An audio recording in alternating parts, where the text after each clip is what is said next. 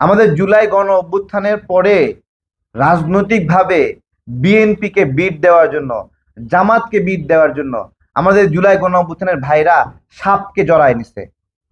সাপকে জড়ায় নেওয়া বুঝেন, মানে যাকে তারা হত্যা করতে চায় তাদের অর্থকে জড়ায় নিছে, তাদেরকে বন্ধু হিসেবে ঘরে রাখছে, তাদেরকে জড়ায় নিছে। কিন্তু ওই সাপটা প্রতিদিন যে তাকে সবল দেওয়ার জন্য তাকে মাপছে, প্রতিদিন তাকে গিলে খাওয়ার জন্য মাপছে, এটা সে খেয়াল করেনি।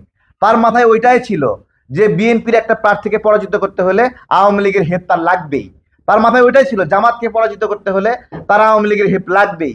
এই এই ক্যালকুলেশন থেকে সে সেই সাপের মতো যাকে সে মারতে যায়, যার সঙ্গে তার শত্রুতা, সামান্য একটা রাজনৈতিক ফায়দার জন্য সে এইটাকে জড়ায় নিচ্ছে। তো এইটাই আমি স্মরণ করতে চাই যে হাসনাত আব্দুল্লাহ, এটা বললে আবার বলে মাইন্ড করবে।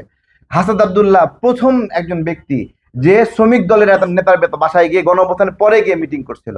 কেন মিটিং করছে? সে একটা ক্যালকুলেশন নিচ্ছে যে জামাত তো তাকে হেল্প করবে না, বিএনপি তো তাকে হেল্প করবে না, তার জন্য মাঠ খোলা কার? আওয়ামী লীগ। সে একটা ক্যালকুলেশন করে এই নিচ্ছে। কিন্তু এইটা যে এই যে তারপরে নারায়ণগঞ্জে একটা বন্দুক দিয়ে গুলি করছে একটা সন্ত্রাসী, সেই সন্ত্রাসীকেও বুকে টেনে নিচ্ছে। এই যে নিচ্ছে, এগুলো যে ব্যাকফায়ার করবে এগুলো তাদের খেয়াল নাই। আমরা এগুলো বারবার সতর্ক করছি যে আওয়ামী লীগকে আওয়ামী লীগের মতো থাকতে দেন, আওয়ামী লীগকে আওয়ামী লীগের পরিচয় থাকতে চান, ওইটাই নিরাপদ।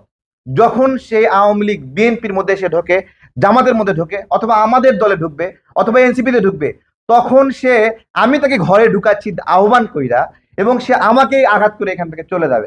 কারণ আমি যত মধুর মধুর কথা বলি তার সঙ্গে, তার কিন্তু ওই যে আপা আছে, তার চেয়ে বেশি ভালোবাসা কি আমি দিতে পারবো নাকি?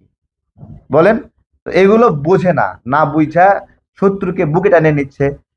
তার, আমরা ওইটাই বলছি যে আওয়ামী লীগকে আওয়ামী লীগ পরিচয়ে রাখা সবচেয়ে নিরাপদে। তাকে যখন আপনি বিভিন্ন দলে সোশ্যালাইজ করবেন, তখন এক একটা এক একটা মাইনের মতো হবে। মাইন মাইন দেখা যায়, কিন্তু পা পা পড়লে কি হয় সেখানে, আর সময় দেয় না। তো এটাই আর কি। জোট হয়, এগুলোর কোনো প্রভাব আদৌ ভোটের মাঠে আছে কিনা, তো সেটা বিবেচনায় আমরা এরকম দলগুলোর সঙ্গে যারা আছে তাদের সঙ্গে জোট বেঁধে নির্বাচন করার বিষয়ে আগ্রহ পোষণ করছি না, এবং এই ধরনের কারোর সাথে কোনো কথাও হয়নি। আমরা মনে করি এটা প্রয়োজন নাই। আপনার ছোট তিনটা দল মিলে ওই ছোট তিনটা দলের মধ্যে একটা দলই হয়ে যাবে আবার। তো সে জায়গা থেকে আমজনতা দল 300টা আসনেই প্রার্থী দেবে।